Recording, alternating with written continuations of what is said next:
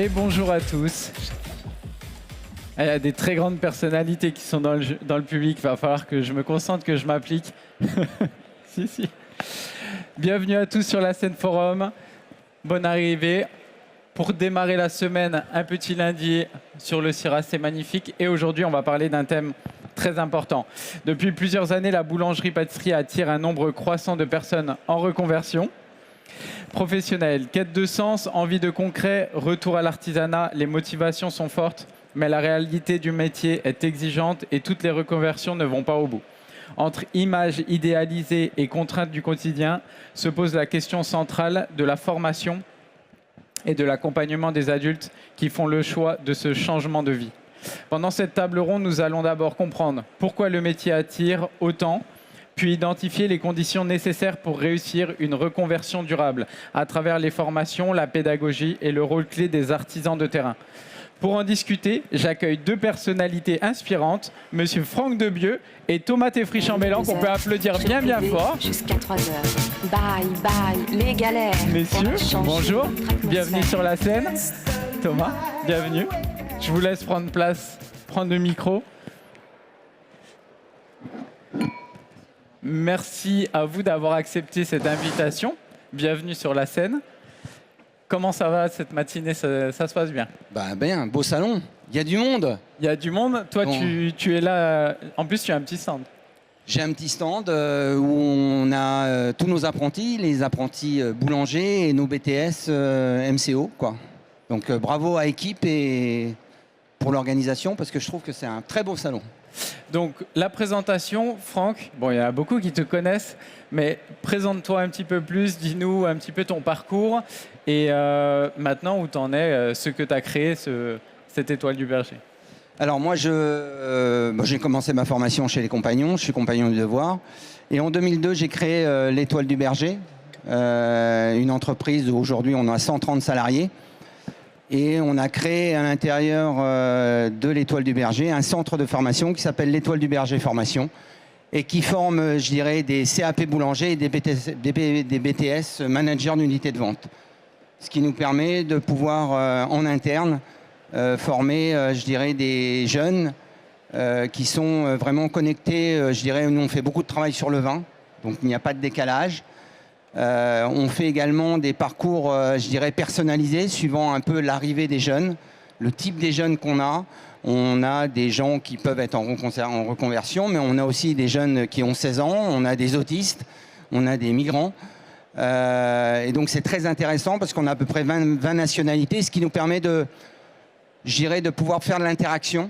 Donc important, c'est le projet du jeune, très très important, son projet, qu'est-ce que tu veux faire ? Qu'est-ce que tu veux vivre, où tu veux aller, et en même temps le projet de l'entreprise, et on fait de l'interaction entre les deux. Voilà, donc pour moi c'est quelque chose de magique, parce que j'ai 57 ans, et le fait d'avoir créé ce centre de formation intégré, je dirais, me permet tous les jours de me remettre en question et de voir la vie, je dirais, merveilleuse. C'est quelque chose d'extraordinaire dans la transmission. Et de mettre de la dynamique et de la création, c'est quelque chose qui permet à toute personne de pouvoir se réaliser. Ça, c'est une chance, quoi. Donc moi, apparemment, j'ai travaillé sur les levains, j'ai travaillé sur le non façonné, j'ai travaillé sur le pétrissage à la main.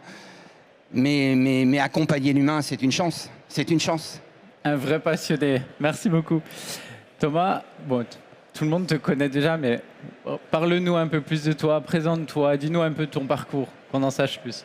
Eh bien, bonjour à tous, merci d'être là. Donc, je suis Thomas Teffry-Chambellan, je suis biologiste de formation. J'ai enseigné à l'Éducation nationale il y a longtemps et j'ai fait une reconversion professionnelle il y a 25 ans maintenant. Et depuis, j'évolue dans le monde de la boulangerie comme entrepreneur sur différents sujets et différentes entreprises de niche. J'ai fondé, je dirige l'École internationale de boulangerie, qui est un centre de formation en boulangerie orienté vers le levain et vers la filière bio. Donc j'accompagne spécifiquement des adultes en reconversion depuis un peu plus de 20 ans. Ces adultes sont tous des créateurs d'entreprises, donc on les forme en fait sur deux volets, sur un volet métier, sur un volet entrepreneurial. Et aujourd'hui, ces adultes ont monté plus de 300 entreprises en France, donc ce qui représente probablement à peu près 20% de la boulangerie bio en France. Je suis forcément connecté à travers ça avec un tissu économique très vivant. Et par ailleurs, j'ai des entreprises en France et à l'étranger, des entreprises de boulangerie, qui sont toujours des entreprises spécialisées, des entreprises de niche, donc en bio, le vin, sans gluten, enfin des différentes thématiques. Voilà, donc mon métier aujourd'hui se répartit entre la gestion de projets d'ouverture de boutiques, l'école de formation et du conseil aussi en entreprise. Voilà. Et pour ces formations, surtout reconversion, j'ai compris un peu les profils. Toi, tu as des profils jeunes avec d'origines différentes. Mais toi, Thomas, c'est quoi le profil qui va venir dans ton école ? Alors le profil des gens qui fréquentent l'école internationale de boulangerie, ce sont des adultes en reconversion, donc adultes entre 20 et 70 ans. Donc on accueille un public très large au niveau des âges, même si le gros de nos effectifs sont quand même des quadras, des gens qui s'ennuient finalement dans leur métier et qui ont envie de renouer finalement quelque chose de plus harmonieux entre leurs valeurs personnelles et leur vie professionnelle. Voilà, donc on a généralement des gens qui ont des parcours académiques importants, c'est des gens qui sont diplômés, c'est des gens qui ont des professions qui peuvent être ingénieurs, graphistes, etc. Mais on accueille aussi parfois des pâtissiers, des boulangers, des gens qui veulent se renouveler dans leur métier. Donc après, de notre côté, en fait, ce qui est important, c'est que les gens soient porteurs d'un projet professionnel. C'est-à-dire que notre critère, c'est vraiment que les gens soient motivés pour monter quelque chose à leur compte rapidement, quelle que soit la taille du projet qu'ils veulent monter. Ça peut être des micro-entreprises, ça peut être des entreprises plus structurées, plus grosses. En fait, c'est notre critère de choix, c'est d'avoir des gens qui viennent se former pour monter des choses rapidement. Et évidemment, dans un secteur de niche, puisqu'il y a des tas d'autres écoles en France qui travaillent sur des secteurs plus classiques, on accueille des gens qui ont envie de monter des projets spécifiquement de boulangerie au levain. Voilà. Ah, les boulangeries au levain, ça c'est tendance. Franck, toi qui as l'expérience, qu'est-ce qui surprend le plus quand on change de vie pour devenir boulanger? Qu'est-ce qui va surprendre les jeunes qui viennent ou alors les reconversions? Toi qui as la boulangerie, est-ce que c'est le rythme de travail? Est-ce que c'est tu trouves ça difficile? Ce qui est compliqué aujourd'hui dans les générations qui nous arrivent, c'est ils sont énormément connectés, je dirais, aux réseaux sociaux, et c'est de les ramener dans la réalité. C'est de les ramener dans la réalité au quotidien. Et ça, c'est vraiment la chose la plus importante. Mais derrière, il faut tout de suite pouvoir les mettre en projet. C'est-à-dire, quelle est ta force? Qu'est-ce qui te parle? J'ai le souvenir d'un jeune autiste qui avait peur, je dirais, du contact. Donc on l'a mis un petit peu au magasin. Alors on me dit, oui, mais c'est un boulanger, il n'a rien à faire au magasin. Métier de boulanger, c'est un métier de commerçant et un métier de producteur. C'est les deux. Et ça, on l'oublie trop souvent. Ce jeune, il est passé au magasin, et petit à petit, il a pris confiance en lui. Et alors, un matin, je le vois arriver, il commençait à 10h, je le vois arriver à 7h30, mais je dis, qu'est-ce que tu fais? Il me dit, je vais au magasin. Mais je dis, pourquoi? Mais il me dit, ça me plaît. J'ai découvert quelque chose. Et il a pris confiance en lui. Et en prenant confiance en lui, derrière, on a pu le nourrir. Et aujourd'hui, ce jeune est intégré. Donc, pour moi, la boulangerie est un moyen, que ce soit la production ou la commerce, est un moyen d'intégration et de réalisation. Mais il faut aller très vite. Il ne faut pas se rater. Un élément, c'est-à-dire un jeune ou un moins jeune, que ce soit en reconversion, les premiers pas sont essentiels dans l'accompagnement pour l'intégration. Et si on détermine bien ses besoins, c'est quoi tes besoins? C'est plus le commerce, c'est plus la production, c'est plus la viennoiserie. Voilà, c'est comme la féminisation dans le métier, c'est exactement pareil. On intègre les gens qui n'ont pas forcément de force physique par le poste du tour. Et ensuite, on les accompagne sur des postes comme le bio, comme la production, comme la cuisson. Voilà. Et ce qui est essentiel aujourd'hui, c'est que quelqu'un qui rentre dans ce métier de boulanger, il ne faut pas se limiter simplement qu'à l'axe de la production, mais il faut qu'il touche à la globalité, ses points forts, qu'il prenne confiance. Il est en réalisation, il est en dynamique. Et puis nous, l'entreprise derrière, on a des jeunes qui sont motivés, qui ont... Donc c'est gagnant-gagnant. Ça veut dire que c'est vraiment l'approche qui doit changer pour moi, quoi. Et Thomas, je me demandais, toi qui étais dans l'enseignement avant, après tu as monté ton école, qu'est-ce qui distingue la formation d'adultes de celle des jeunes? Alors, je suis passé un peu d'un extrême à l'autre. Je suis passé d'enseignant dans un collège, c'est-à-dire avec à peu près 300 jeunes, pas tous motivés, à un enseignement d'adultes ultra motivés, avec un effectif de 5 formateurs pour 12 stagiaires. Donc forcément, en fait, on peut pas comparer les choses. Je pense que ce qui est important dans l'enseignement, c'est qu'il y ait une motivation, une soif d'apprendre en fait. Donc la soif d'apprendre, elle n'est pas forcément transmise par l'enseignant. L'enseignant, il répond à une demande, il peut activer des choses. Mais quand on a des gens qui n'ont pas envie d'apprendre au départ, pour tout un tas de raisons qui leur sont propres en fait, c'est pas forcément critiquable. C'est que dans l'enseignement classique, on a des jeunes qui sont pas forcément à l'endroit où ils devaient être. Ils ont été aussi orientés, forcés dans certains cas.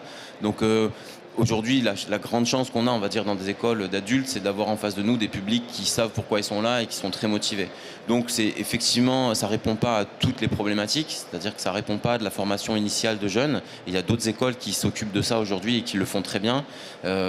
J'ai conscience qu'en fait, à l'EIDB, dans notre travail, en fait, on s'occupe d'une partie en fait, de la demande de formation et que la demande des jeunes, c'est aussi quelque chose de très important. Ce que Franck vient d'évoquer, c'est très important. Nous ne sommes pas un centre structuré pour ça. Il y a d'autres centres qui sont plus structurés pour ça. Donc la grande différence pour moi, elle est dans la motivation. Et en fait, nous, il se trouve qu'on n'a pas besoin de donner la motivation aux gens. Les gens arrivent à l'école motivés. On a juste à leur apporter ce qu'il faut. Et donc, on est une grosse équipe compétente pour apporter le plus possible. Alors que dans l'enseignement des jeunes, en fait, il y a souvent une problématique en amont qui est souvent d'aller donner une motivation à des jeunes. Et voilà, donc c'est des approches différentes pour un public différent. Et donc ce qu'il faut aussi, on parlait de la formation et aussi de la pédagogie. Vos deux modèles, j'aimerais bien qu'on en discute, parce que vous avez deux modèles qui ne sont pas liés directement du coup, à l'éducation nationale, au système normal. Alors nous, si, Toi, tu es lié. Nous, on est un CFA d'entreprise. CFA d'entreprise. Ils ont des contrats d'apprentissage, soit en 2 ans ou soit en 1 an. Ok. Pour le CAP et pour le BTS, pareil. Donc, ils présentent le CAP à la fin des 2 ans. Automatiquement. Normal. C'est le socle qui permet justement de donner le cadre. Et nous, ce qui est important à côté, c'est qu'on puisse nourrir, c'est-à-dire amener la notion de projet. Quel est ton projet? Qu'est-ce que tu veux vivre? Qu'est-ce qui est important pour toi? Tu as besoin de contact? Très bien, on va créer le contact. Tu as besoin de toucher la patte pour te donner de l'ancrage? On va te faire... C'est-à-dire que c'est une formation adaptée, suivant, je dirais, la personne. Et en même temps, il faut que cette personne se sente importante dans l'entreprise. Donc, il faut qu'elle apporte une rentabilité rapidement.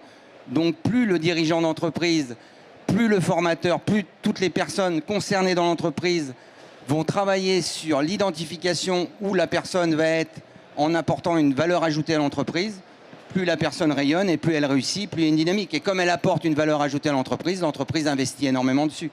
Ben, le système est assez... Il paraît simple, mais il est beaucoup plus compliqué à l'intérieur. Ça demande beaucoup d'investissement de l'ensemble des salariés, de l'ensemble des dirigeants. C'est un travail au quotidien. Et toi, Thomas, par contre, au niveau de ton rythme, qu'est-ce que tu vas proposer? Parce que moi, je suis en contact avec énormément de reconversions également. Et il me parle, toi, de ton rythme d'école aussi. Qu'est-ce que tu vas proposer qui n'est pas du tout dans le système scolaire actuel, qui fait vraiment la différence avec des personnes qui ont le projet, qui savent où ils veulent aller? Disons que par rapport à des écoles classiques sur la filière aujourd'hui, on a une double casquette, c'est-à-dire qu'on est à la fois une école métier, on forme des gens sur une partie spécifique de la filière qui est le pain au levain. Donc en 2012, pour rappel, j'ai déposé un diplôme auprès de l'État parce que la notion de levain n'était pas enseignée dans l'éducation nationale. C'est-à-dire que le levain, c'était le parent pauvre d'une certaine manière de la boulangerie. Donc il me semblait qu'il y avait un manque à ce niveau-là. Donc j'ai déposé un diplôme grâce à l'aide de tout un tas de gens aussi qui ont soutenu cette démarche. Et donc j'ai déposé un diplôme auprès de l'État qu'on délivre depuis, qui est un diplôme de niveau bas, qui est le seul finalement aujourd'hui sur la filière en Europe à parler spécifiquement du levain. Donc il y a une partie métier qui est spécifique pour ces raisons-là, et il y a de l'autre côté une partie entrepreneuriale. Et ça, je pense que c'est quelque chose d'assez qui était aussi novateur il y a 20 ans quand on a créé l'école, c'est-à-dire un boulanger n'est pas qu'un homme métier. Un boulanger, c'est un entrepreneur et l'entrepreneur, il doit avoir des notions de gestion d'entreprise, de création d'entreprise, de gestion d'entreprise. Et finalement, à ce niveau-là, on est un peu comme une école de commerce, c'est-à-dire qu'on apprend aux gens à ne pas avoir peur de ce que c'est qu'une entreprise et à gérer une entreprise. Donc on a vraiment ce double chapeau sur lequel on va former des gens sur la partie métier et sur la partie entrepreneuriale. Et ça, je crois que c'est quelque chose de nouveau. On prétend pas du tout former des champions du monde, ça n'a jamais été le cas. En fait, on forme des chefs d'entreprise qui ont des compétences suffisantes en entreprise et des compétences suffisantes en boulangerie pour pouvoir se lancer sans avoir de gros trous dans la raquette au niveau de l'ingénierie de leur projet. Et c'est ça qui me paraît important et spécifique aujourd'hui dans notre école, c'est d'accompagner des adultes sur ces deux volets-là en même temps. C'est vrai que on en a parlé déjà hier sur différentes tables rondes. Au niveau du référentiel du CAP, qu'on n'évoque toujours pas le levain, que peut-être dans les prochaines années, pour eux, ce n'est pas essentiel, mais on le voit bien sur le salon, dans les masterclass, le levain, ça va être vraiment un tournant explosif. Pourquoi ? Qu'est-ce qui coince selon vous pour que ça ne soit toujours pas autant transmis par les professeurs ? Alors, il faut remettre le CAP, c'est un certificat d'aptitude professionnelle. Maintenant, il n'empêche à rien. Nous, on le fait. Ça veut dire qu'on a le programme du CAP, que dans tous les cas, les apprenants vivent leur levain. Ça veut dire qu'on leur donne un morceau de levain, ils vont le rafraîchir, ils vont l'entretenir pendant 15 jours. Et ensuite, on va les accompagner sur la vie du levain. Je crois qu'aujourd'hui, il y a beaucoup de choses qui sont en train de se démocratiser. Le levain est quelque chose d'essentiel. C'est-à-dire c'est la source qui permet, je dirais, dans la transmission, parce que c'est le lien. La levure, c'est l'individualisme, si on veut dire. Alors, je me le mets en parenthèse, parce que si je travaille avec 1 gramme de levure, je ne suis pas complètement dedans, parce que je peux travailler sur un système de rafraîchi. Mais le levain, c'est le lien social. Ça veut dire que nous, dans l'entreprise, on a 20 boulangers. Le levain, il va passer de main en main. Et c'est cette chaîne qui va faire qu'à un moment donné, on va sortir un produit de qualité. C'est-à-dire que ça va permettre à tout le monde d'être concerné de ce qui se passe dans la structure. Ça va donner le socle. Auparavant, le levain, je dirais que dans une boulangerie ou dans une ferme, le levain s'éteignait. On allait dans la ferme d'à côté, rechercher une souche de levain pour redémarrer. Il y avait tout un lien social. Et le levain, c'est quelque chose d'essentiel dans cette approche de chaîne qui va permettre justement aux gens de transmettre, de communiquer. Parce que moi, je me souviens des premiers salons qu'il y avait, du salon que j'ai fait là 30 ans. Et quand je vois, je dirais, toute la dynamique qui est autour du levain, c'est ce qui nous lie. Je dirais, c'est essentiel, quoi. Et Thomas, je me demande comment on prépare un futur artisan à la réalité du métier. C'est vrai que quand on passe d'un travail de bureau, souvent ça va être le cas des reconvertis, rien que de passer le CAP, de rester debout pendant 7 heures, d'avoir des charges qui ne sont pas habituelles à porter, comment on va l'habituer au mieux ? Est-ce que selon toi, parce que je me suis questionné hier, je me disais peut-être prévoir un stage en amont pour qu'ils comprennent vraiment pas la difficulté, mais que c'est un métier qui va être physiquement plus compliqué. Alors, c'est une vraie question, mais d'une certaine manière, c'est un vrai faux problème. C'est-à-dire qu'en gros, on accompagne des gens, nous, depuis 20 ans, et on n'a jamais personne qui craque physiquement. Okay. C'est un métier qui est difficile, ok, mais c'est pas plus dur qu'autre chose. En fait, je crois que le secret de tout ça, c'est le plaisir. C'est-à-dire qu'en fait, faire des choses ennuyeuses, c'est très ennuyeux. Et faire des choses qui font plaisir, c'est très porteur. Et au final, je vais citer juste un exemple, mais on a accompagné il y a quelques années une femme de 68 ans qui était un tout petit gabarit et qui se lançait en boulangerie à 68 ans après avoir fait une carrière dans le cinéma. Donc forcément, j'étais inquiet. Je lui ai demandé d'ailleurs d'avoir un certificat médical pour nous rejoindre parce que je ne voulais pas avoir de responsabilité à ce niveau-là. Et au final, elle a monté sa boulangerie avec son mari qui était plus vieux qu'elle. Et en fait, ça a été une bonne leçon pour moi aussi de comprendre que quelqu'un qui fait quelque chose avec motivation, avec plaisir, en fait, il peut le faire. Donc, notre travail, en fait, c'est d'accompagner les gens pour ne pas masquer les réalités du métier. Et c'est pas du tout. Il y a des stagiaires de l'EIDB ici. On masque pas les réalités, en fait. On n'est pas là pour bercer les gens d'illusions, pas du tout. Mais je pense que être bien préparé à ce métier, effectivement, il y a une partie physique, mais c'est là, au final, les gens s'adaptent et ont un rythme de travail qui est adapté à leur physique. Et il y a surtout une partie sociale. Je pense que les vraies difficultés de notre métier sont pas physiques, elles sont sociales, en fait, parce que on est dans des métiers d'artisans où on travaille un nombre d'heures important. Et donc, il y a une désociabilisation en fait, de l'artisan parce qu'on n'a pas beaucoup de temps libre, on ne voit plus beaucoup de gens. Et finalement, le vrai risque, il n'est pas financier dans nos métiers. Notre vrai risque, c'est un risque social. Alors de santé éventuellement, mais ça chacun peut arriver à gérer son rythme de travail et son implication, mais socialement il y a un vrai risque et là-dessus on passe beaucoup de temps. La survie des couples dans l'entrepreneuriat est proche de zéro, etc. Et donc en fait d'expliquer ça aux gens et d'essayer de montrer où sont les risques, on va dire, dans nos métiers, je trouve que c'est quelque chose d'important et on y passe du temps et on en parle et on essaye de trouver des solutions parce que éluder ces problèmes-là en permanence, je trouve que c'est pas sain dans un centre de formation.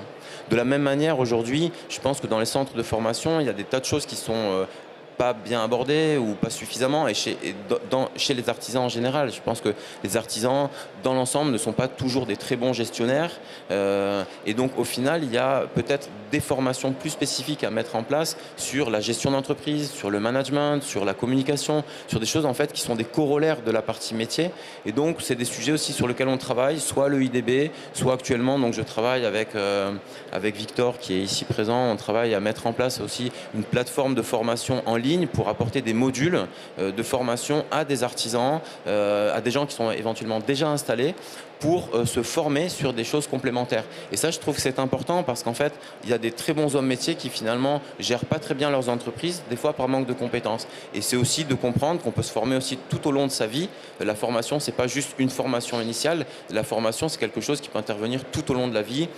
C'est des choses qui existent dans des tas de métiers et dans nos métiers de l'artisanat, c'est pas toujours bien connu ça en fait. Voilà. Donc je pense qu'il y a ces approches-là qui me paraissent importantes.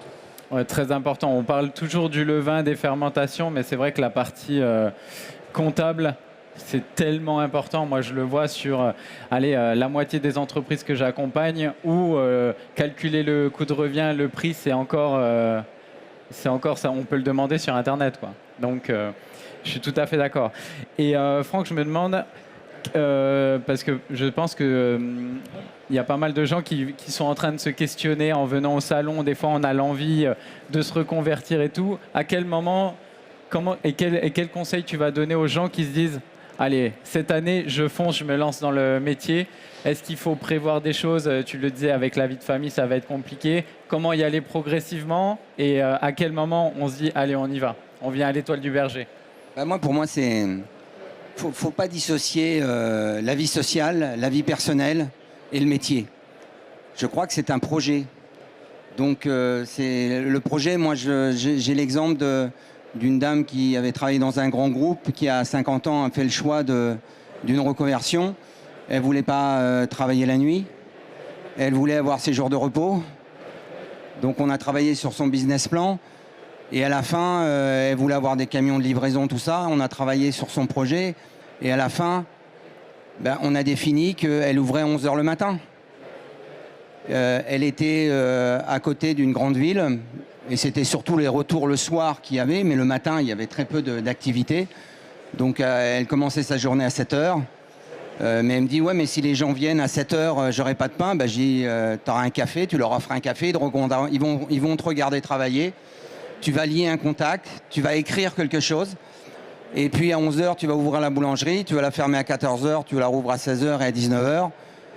Son business plan était très faible, mais aujourd'hui, elle fait 2 000 € par jour. Elle est heureuse, elle est épanouie, elle travaille 4 jours par semaine. C'est-à-dire que les définitions de métier de moi, ce que j'ai connu quand j'ai commencé, et les définitions de métier d'aujourd'hui, je pense qu'il faut que le métier soit associé à la vie sociale, à la vie de couple. C'est un projet. On est dans un projet. Et il faut arrêter de définir les choses. La boulangerie, elle ouvre à 7 h, elle ferme à 20 h. Non, ça va dépendre le contexte, je dirais l'emplacement. Ça va dépendre si les lieux de passage.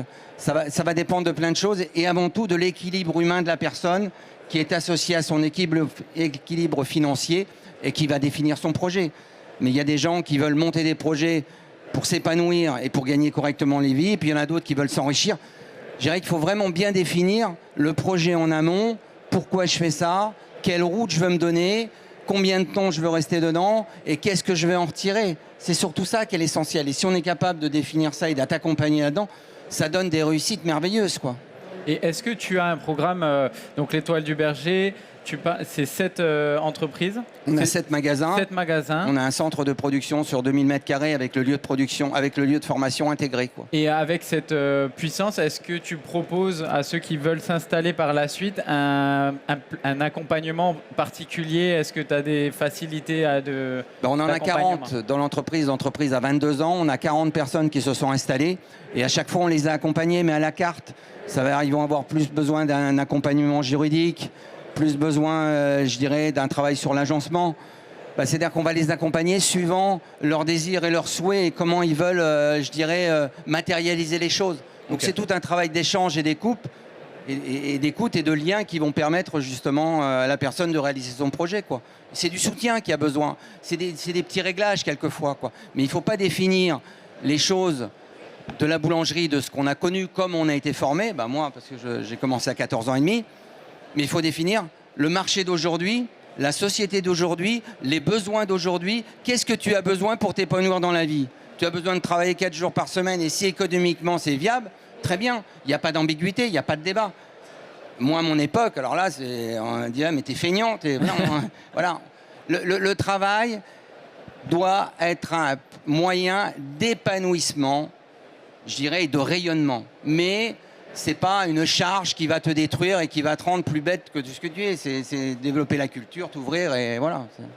Et j'ai une question pour toi, Thomas. Je demande toujours en fin d'interview un petit peu les projets, parce que je sais que tu as toujours plein de projets. Est-ce que tu as des projets qui sont sur les 5 prochaines années un petit peu novateurs? Est-ce que tu peux nous en parler? Peut-être tu en as, ou c'est continuer ta formation et l'accompagnement? Est-ce qu'il y a des petites choses dans les tiroirs?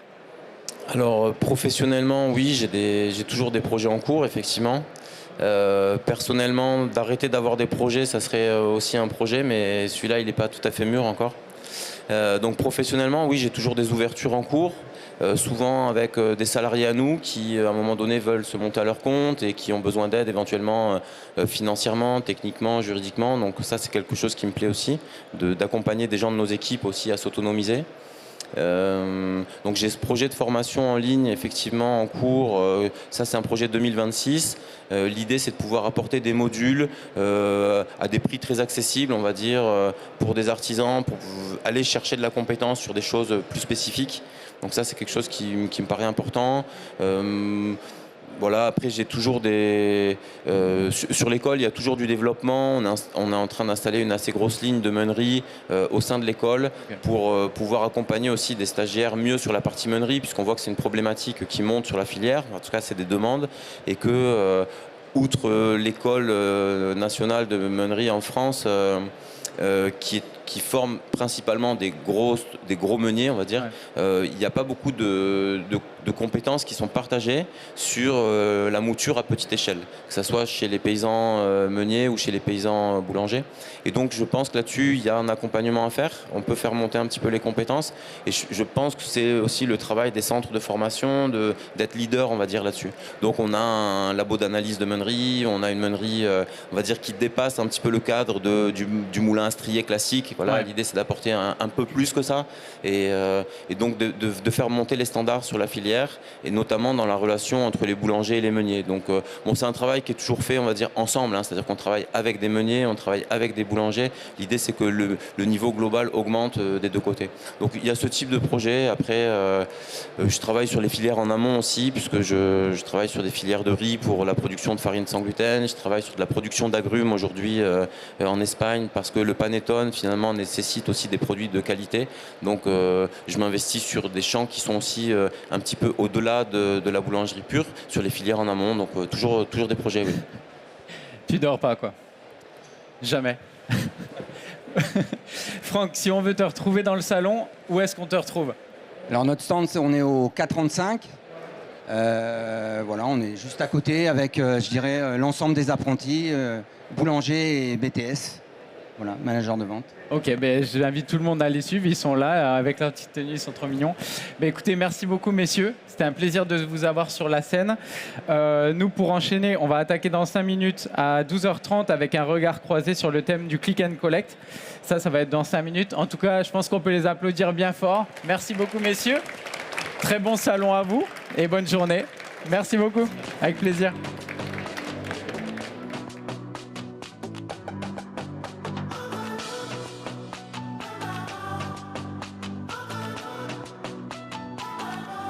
Elle me dit j'ai un nouveau mec, à part ça rien de nouveau, hein.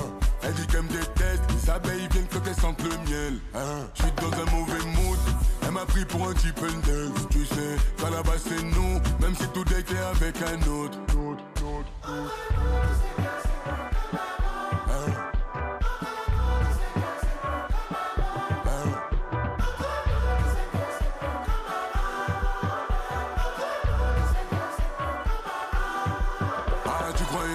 Voulais rentrer dans ma tête, faire du vélo dans ma tête, c'est mort. Laisse-moi dans ma paix, je répondrai plus quand ta maman m'appelle, c'est non. Ton numéro froid, tu l'as